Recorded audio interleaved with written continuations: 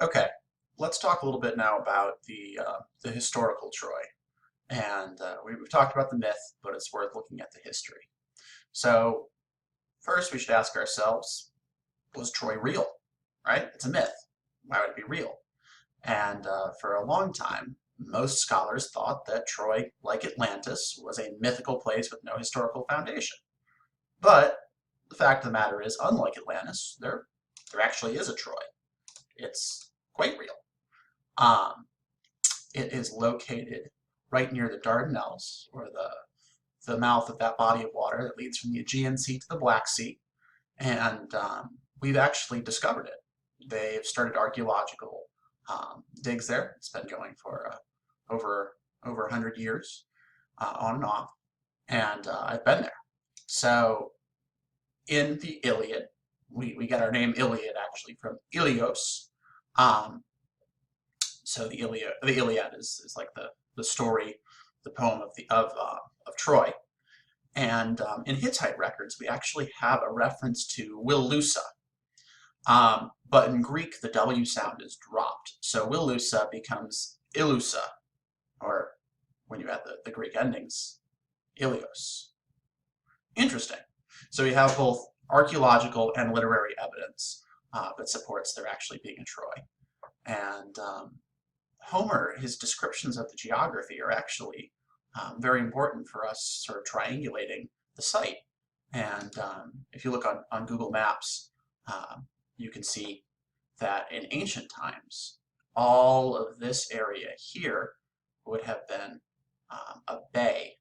And this bay would have been the place where the ships that were traveling between Black Sea and the Aegean could have waited for better winds, and so they could sort of just stop at that harbor, get new supplies, wait for the right weather, and pay a bit of a tax to Priam, or the Trojans. Um, and you can see here, this is another description of that earlier bay with the sites matched up. And we have the rivers in the right spots. We have pretty much everything that we would expect. Uh, Here's a picture that I took looking out at that area that would have once been a bay from the hilltop of Troy. Frequently in ancient cities, you actually get sort of cities built on top of cities built on top of cities, and they form mounds. And these mounds are great for the people who are living there because now they have a high place to live. Um, Not to say that it didn't initially have some high ground to start. But you can see this picture here is a close-up of the parts that have been excavated. And this is a close-up of the citadel where Priam would have sat, allegedly. We don't actually have any kind of record of there being a Priam or a Helen or any of the named figures, but we do know that there was a city of Troy, where Homer said there was a city of Troy, and the archaeology has shown that the city of Troy was burned with finds of weapons like arrowheads and things like that, so destroyed by war. At about the time when the Trojan War was said to have happened, which is roughly 1187 BC. So that's interesting. We also see the remains of great big walls that sort of match up. I mean, obviously they're not built by Poseidon and Apollo, but much of Greek mythology said that actually these early Bronze Age walls were so big and huge they had to have been built by mythological figures. In Greece, we hear them being called Cyclopean walls, built by the Cyclopes. And so these great big walls at Troy are certainly remarkable and would have taken a very long time to take.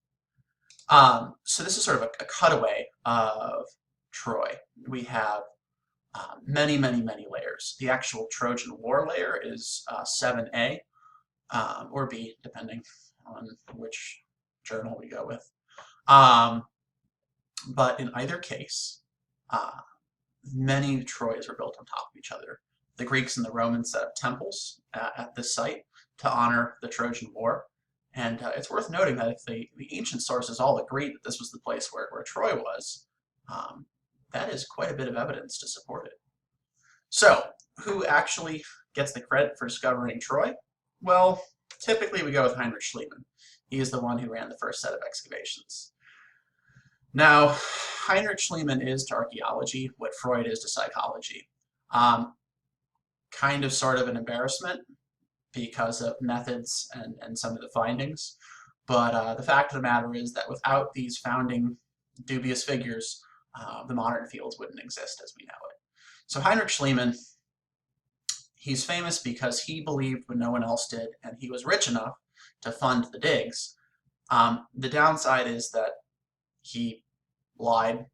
There's not really a great way to go to sort of softball that. He lied frequently in his journals. For example, he said he was in San Francisco during the Great San Francisco Fire. He wasn't. We know he wasn't. We had a case at Troy where he took all the treasures that he had found, dug a pit, put them all in there, covered it up with dirt, and then when the time was right, suddenly uncovers Priam's treasure. Well, he had the dating wrong. He dug too far down. It wasn't the right time, and he broke all of the natural context and just sort of made a fake treasure find. And then when he dug at Mycenae, which was the home of Agamemnon, he summoned a goldsmith, and he told the goldsmith not to tell anyone that he was coming to bring some gold. And well, lo and behold, he then, quote, gazes upon the face of Agamemnon, and he uncovers this gold mask, which looks nothing like the other masks. I mean, it has these twirling mustachios. It looks totally different, and it's very suspicious. And the Greeks actually won't let anyone test this mask to make sure it's historically valid, because I think they know what they're going to find, that it's not. And if it's proven to be a fake, then they can't put it up, and they can't have the face of Agamemnon. So they refuse to let anyone test. And, oh, well, it might still be true. We don't know. Yeah, okay. Then in the center, we have a picture of Heinrich Schliemann's mausoleum to himself. He built this Greek-esque temple. He was enthusiastic. We'll give him that. But his methods were quite poor. And it's worth pointing out that Pompeii had actually at this point started to be uncovered, and the archaeological methods that were being used there were far better. And Heinrich Schliemann knew about Pompeii. He went there, so he knew how he should have been digging. He just didn't really care to do it that way because it was boring. He'd much rather take all the artifacts and dress up his wife and have her sort of be a ancient Trojan queen. You can see her in the picture there, dressed up with the priceless historical artifacts. Oh, also, Heinrich Schliemann decided that the best way to get to the good parts was to dynamite his way through. He carved out this huge trench, and you can see the remains there. He also carted off a lot of the artifacts without permission, so he basically pillaged his own site from the Turkish government.